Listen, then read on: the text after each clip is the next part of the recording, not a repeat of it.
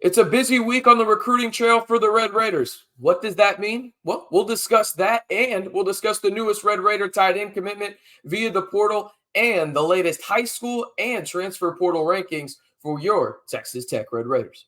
Hey, how's it going, everybody? It's RC Maxfield here for the Back to 12 podcast. If you haven't already, be sure to like the video, hit that subscribe button, and notification bell. If you want to see more of these recruiting videos here on the channel, all you got to do is simply like the video, and I promise we'll get the message here. And if you hit that subscribe button, it's an added bonus, as we're not just going to be talking about recruiting here on the channel moving forward for Texas Tech football. We'll also have position recaps. We'll look forward to some film breakdown in terms of players coming back for Texas Tech and also some of the players that they've added via the portal. We'll discuss things with Lyle Leong, the only former Texas Tech football player to have a podcast in the space.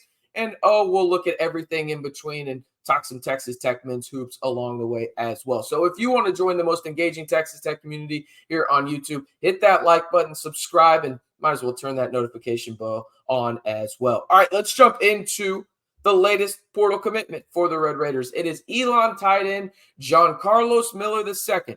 He committed right before the bowl game, actually, for the Red Raiders, where they just absolutely dominated the Cal Bears in the Independence Bowl at Shreveport, 34-14. If you want to hear a little bit more about that, go check out the previous video here on the channel. Now, Miller is listed as 6'5", 242, and has 2 years of eligibility left. At Elon last year, he had 25 catches, just over 450 yards receiving, and 4 touchdowns, meaning he averaged 18.1 yards per catch. Pretty solid.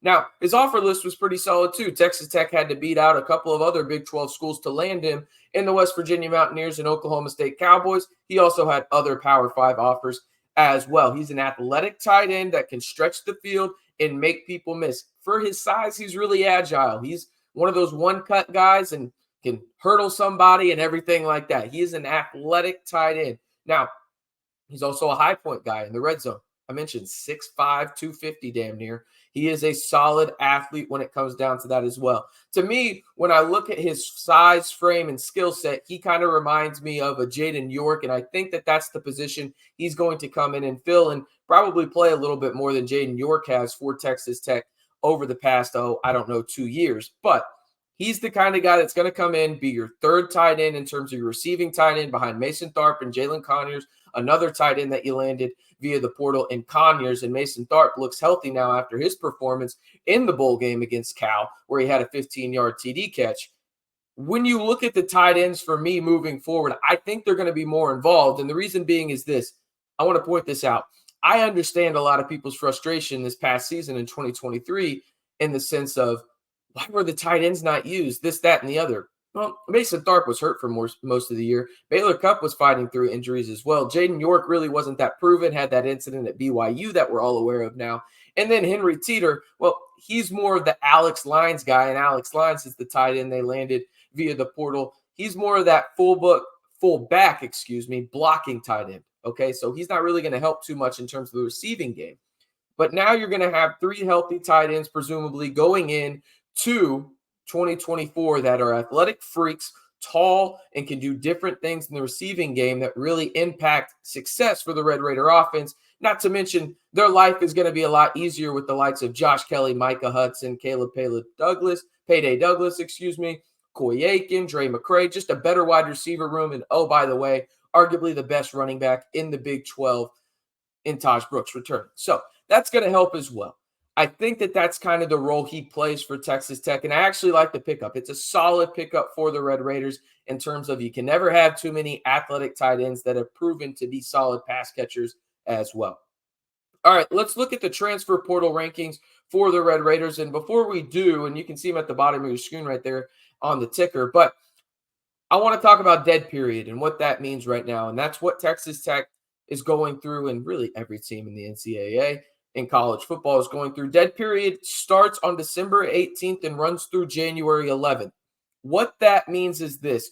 All in-person contact between college coaches and recruits is strictly prohibited. So if they are on a college campus visit, they cannot talk to coaches. That's why you're not seeing a lot of visits now. You saw that 2 or 3 week window where it seemed like everybody was just traveling the country, going to a different college every day. Well, that's because of dead period starting on December 18th. And so that said, communication over the phone and text can still happen, just not in person. Okay, let's look at those latest transfer portal rankings for the Red Raiders, and you can see them at the bottom of your screen right there. 24/7 has the Red Raiders ranked 8th nationally in terms of their transfer portal recruiting class, 3rd in the Big 12 behind Colorado and TCU. Then you have Rivals at 7th. They have the Red Raiders 2nd in the Big 12 behind Colorado. That will be a common theme. Then on 3 has Texas Tech 5th nationally, 2nd in the Big 12 behind Colorado. When you look at this, though, I think everybody knows watching the videos, these will fluctuate, right? I just want to put that out there. But it is good to see that Texas Tech has gone out and addressed some issues specifically on the offense that they had to address, which was playmakers with speed and just really good athletic traits. Oh, and then offensive line, right? They did both of those things, and I think they did it at a pretty substantial level, and so do a lot of these recruiting services. Now, you got to play the games, obviously. I think everybody knows that as well, but it is good to see that Texas Tech had a self-reflection moment and said, okay, we have to get better at these positions, and they did that, and they're going to get better, too, with the high school aspects of things, and this is where the high school rankings are for Texas Tech currently. You can see at the bottom of your screen. These are as of December 17th. And why I'm doing this on Monday, and this video is coming out on December 18th, is because early signing day for high school is in the 2024 class starts on December 20th and goes through the 22nd.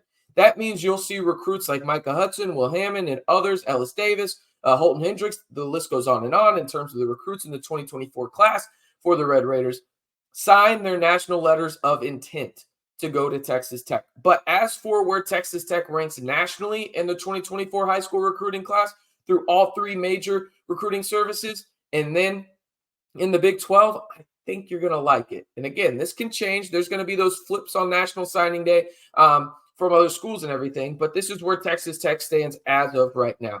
24/7 Sports ranks Texas Tech 21st in the country, 1st in the Big 12. Rivals, 21st in the country, 1st in the Big 12. On 3, 21st in the country, 1st in the Big 12. Also, just a fun little nugget about Micah Hudson, the star and the prize of this 2024 high school recruiting class for Texas Tech.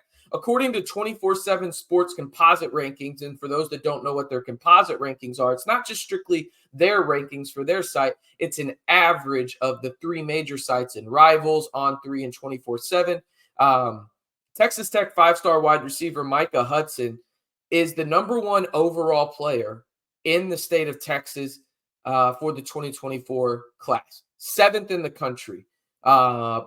Obviously a historical commitment for the Red Raiders, and he plans to sign early on the 20th of December, Wednesday, and then get out to campus and be a part of fall camp alongside the likes of Will Hammond and other guys in the class, Ellis Davis, Holton Hendricks. The list goes on, as I mentioned previously. But thought that was a cool little tidbit when it came to Micah Hudson being the #1 overall player in a talent-rich state like Texas. It really can't go understated how big of a commitment that is for the Red Raiders. All right, before we get out of here, though, I want to hear from you guys. Which 2024 Texas Tech high school or portal recruit are you most excited to watch in 2024? Maybe it's Micah Hudson. Maybe it's Josh Kelly. Maybe you're interested in the offensive lineman, right? Maybe one of the DBs that Texas Tech has landed in the portal. Maybe it's Ellis Davis. Let me know down on the pinned comment below before you head out which Texas Tech high school or portal recruit are you most interested in seeing in 2024. I'm going to wrap it up there. I'm RC Maxfield running you one more time. If you want more of these recruiting videos here on the channel, simply like the video, hit that subscribe button, and turn on the notification bell to stay in the know on Texas Tech football all off-season and during the season long. We're officially in the off-season, people. We'll have you covered regardless right here on the most engaging Texas Tech community on YouTube in the Back to 12 podcast channel.